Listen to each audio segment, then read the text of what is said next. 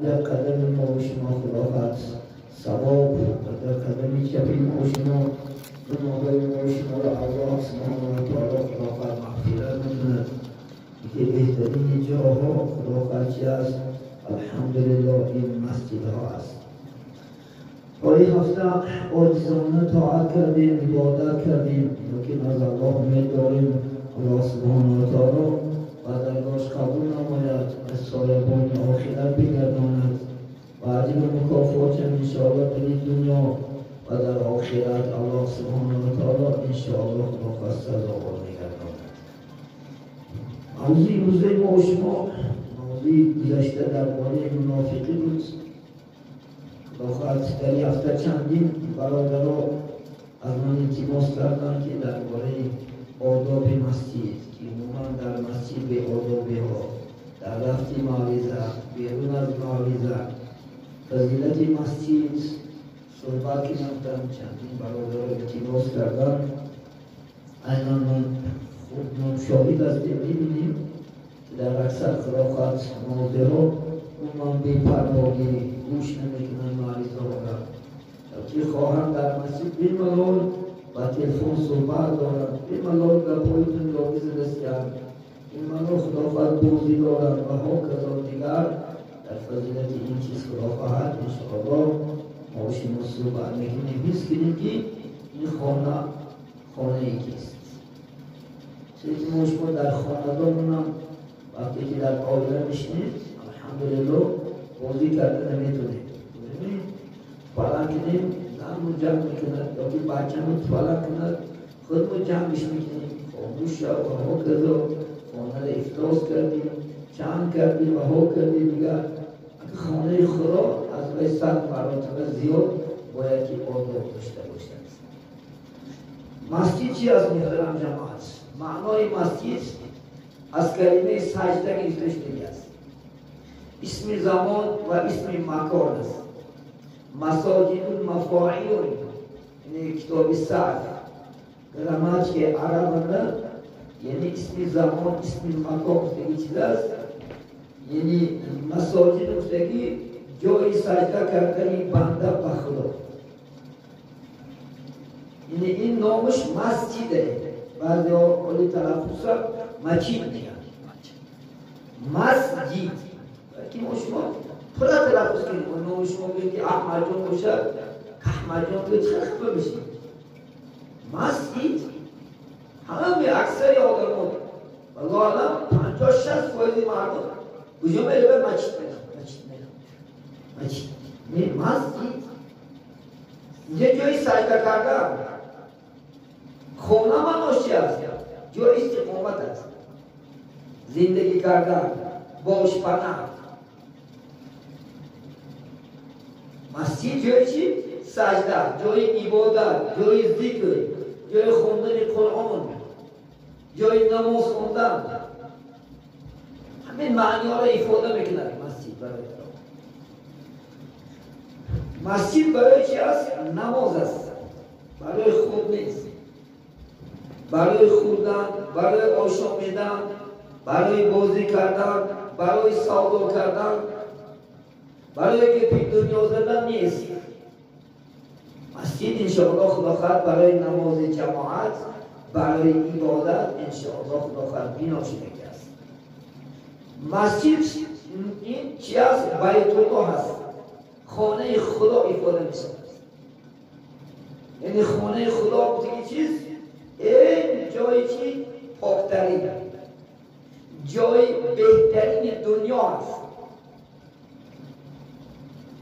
ابو امامه روایت میکنن حدیث یک گروه یهودا آمده پیغمبر علیه السلام سوال دادن که ایوب قائل ارض خیر من، کدام گوشه پاکه زمین چی است؟ یعنی خوب است. رسول الله میگن من سکوت کردم، انا اسکتم. میگه برای یک لحظه میگه جبرائیل آمد، چونکه تا جبرائیل نمی آمد رسول الله سخن نمیکرد. تا جبرائیل خدا سخن نمیکرد جبرائیل نمیکرد. منتظرشن که استادم جبرائیل اومد گفتن چی گپ است؟ یک گروه مردم ها یهودا میگفتن که کدام گوشه پوچه زمین خوبتر است. گفتن نباشم من نزد الله رو پرسید. گشت میگه پیش الله و بعد گشته اومد. گفتم من با خدا چنان نزدیک شدم که هرگز دیگه نزدیک شدگی نبودم. گفتن نزدیک شدنی خود چقدر بود؟ بین من و بین الله 70,000 حجاب بود. فرق بود.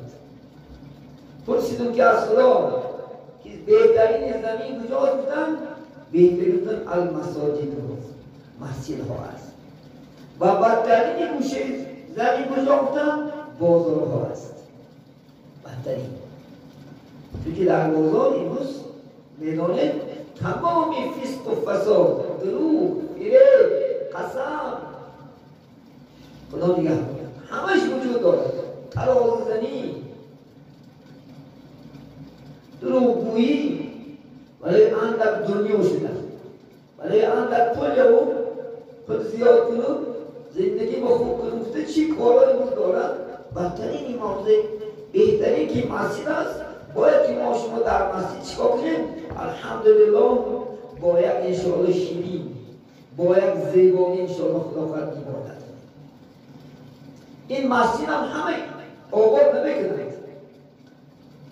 خدا سبحانه و تعالی در سوره توبه آیت 18 چی میگه؟ اعوذ بالله من الشیطان الرجیم انما یأمر مساجد الله من آمن بالله والیوم الاخر و اقام الصلاة و ایتاء الزکات. میگه خداوند کی مسجد رو آباد میکنه؟ کسانی که ایمانی به خدا دارند و کسانی که ایمان بر روز قیامت داره که قیامت آمدنی است و نماز کاملا ادا میکند و زکات چه میدهد و از خدا میترسد. همه گروه آدم ها میگن مسجد خدا میگه آباد میکنه. همه آباد نمیکنه. اگر شیعه 8,000 احوالی داشته شد، یعنی والله علم اگر 1000 تاش عبادت کننده باشه 7,000 از مسجد دور است. مسجد بعد نمیبینه. آدمی که دنیا را ناز نمیبینه مسجد بعد نمیبینه، خدا را بعد نمیبینه، قرآن را بعد نمیبینه، پیغمبر بزرگوار محمد صلی الله علیه و سلم بعد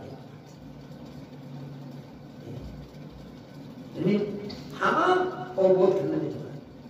الان در سوره جن آیت 18 میگه وقتی که شما عبادت میکنید با خدا، فقط خدا را عبادت کنید و با یبون شریک نکنید. یعنی خالص برای الله عبادت کنید. خالص مقصد چیزا را از الله بسی عزیزان میکنید. خدا را شریک نکنید. این شرک نهایت گناه بزرگ است. این شرک آوردن چی ما شما خودمون نمیدانیم و هر چیز ما شما شرک آوردن میگیریم. من بیمار شیم مگر از چی میبینیم؟ تبلیغ کنیم. شفای بیم از دختر میبینیم، از مولا میبینیم. هم دختر میگه میبودیم شرک. دیگه هم مولا میبود نگه دمش نمیانداخت فلان نمیشید. همین اگر فلان جا نمیبودش نمیبودش. همه شرک برادران. چونکه ما و شما باید که چی کنیم؟ از الله میگیم و القدر خیره و شره من الله تعالی. چی سری ما و شما مصیبت میآید، چی خرسندی ها میآید، چی شادی ها میآید، باید که اولا چی همونیم؟ الله همونیم درکش. این چیزهایی که در دنیا سبب میشود و خلاص. اگر از اسباب ها سبب شدن چی میگیم؟ برای این ما و شما خداوند هرگز با الله شرک نیاریم. پیوسته فقط یک شعار که زندگی کنیم. استعیذ بالله ایاک نعبد و ایاک نستعین. تمام. ما فقط مطیع عبادت میکنیم و از تو یاد طلب میکنیم. حتی اگر از تومور بینی شرک است. میگم تومور من چیکار کرد؟ شوشتم. و هکذا لک شرک است. خدا خیر نکنه. فرصت میشه یک جمعه درباره شرک اکبر است، شرک اصغر است، کلام شرک میشود، معده شرک میشود. خدا خواهد با شما عزیزان خدا خواهد هم صحبت بشیم، احتیاط کنیم انشاءالله. خدا خواهد داریم تکیه به ذات الله. خدا خواهد انشاءالله. خدا داره چی هم داره، چی خوبی ها چی نقضی ها فقط اصلش انشاءالله دیدن. الله خدا خواهد چی هست مهربان است. خدا خواهد انشاءالله.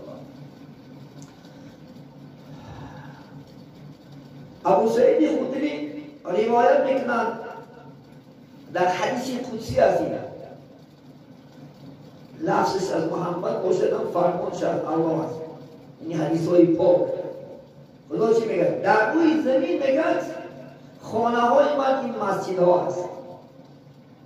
یعنی ما میتونستیم یعنی مسجد ها رو خانه خدا گفتن گناه نبوده است، خطا نبوده است. من الله گفته که در روی زمین مسجد های خانه های من چی هست؟ مسجد های من هست. کسانی که میگه زیارت میکنن انشاءالله خدا خواهد مسجد ها بودن و ای با عبادت کننده هستن. یعنی ما شما در یک روز از این حدیث قدسی معلوم میشه که 5 مراتب الله زیارت میکنیم، 5 مراتب نزد الله هستیم. همین جای نماز المصلی معراج المؤمنین، همین جای نماز معراج مؤمنان است برادران. اگر میخواهی که بگرد با خدا سخن کنی نماز کن. در خواهی که شما با خدا هم صحبت شده نماز ترک نکنی انشاءالله. 5 مراتب در یک بغیر از عبادت های نفلی 5 وقت نماز که فرض است ما شما چکار میکنیم؟ در پیش الله میستیم با الله سخن میکنیم، الله میدی گپ میزنیم. جبرئیل امین اومد رسول الله سوال کردن از اسلام و از ایمان. بعد گفتن من احسان، گفتن یا محمد هم احسان چی است؟ احسان گفتن ان تعبد الله فانک تراه فانک لم تراه فانه یراک. یعنی چنان خدا را تو عبادت نماز کنی گویا خدا را میبینی. اگر تو خدا را نبینی خدا تو را میبینی. ولی که بسیار مسجد نباید چون نماز خوب میخونیم سبب که مسجد جای آرام است. این لردن هایی که در مسجد میابیم در خانه نمیابیم،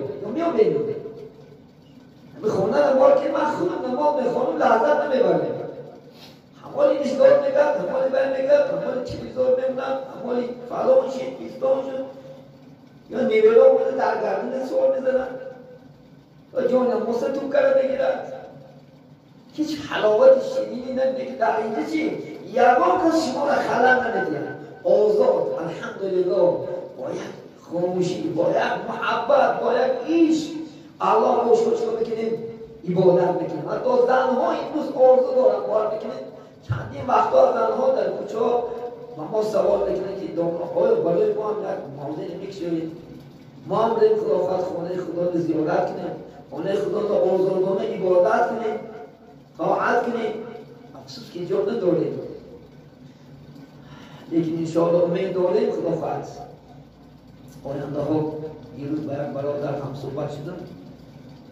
خدا نیتی مقصدهای خوب دارد. اگر الله گفت کار ما خدا خواهد این مقصد ما اگر شایستی از خدا خواهد یک مقصد مسجد نابه کنند و نمیتیم پیش الله مبارک شکنند. از دنیا گفت مسجد سر میکنیم خدا خواهد دوسته ایتش میکنیم. اینچنین زنها هم الحمدلله موضع جا کرده میتیم خدا خواهد. الله برادر و اهلشون خدا خواهد جامعه عمل بپوشاند. لیکن حرکت میکنیم انشاءالله خدا خواهد. قدر امکان خدا خواهد از آینده ها که مثال این مبلغ نداریم. آینده ها خدا خواهد من بچه ها اونم کمری ایمت بسته اومده رفتن خدا خواهد. گفتن حضرت حرکت میکنیم خدا خواهد برای آبادی مسجد، چون که سال بر سال مسجد ما جواب نمیتیده کرد. الحمدلله صفی ما و شما نمازخانه زیاد چیز است الحمدلله. بسیار جوانای عبادت کننده خسر میشم الحمدلله. امروز جوانای ما رو به طاعت آوردن، رو به عبادت آوردن، رو به خدای آبادی الله آوردن. باید که 10 سال 20 سال پیش بود جوان ها فقط به عرق مبتلا بود، و گناه مبتلا بود.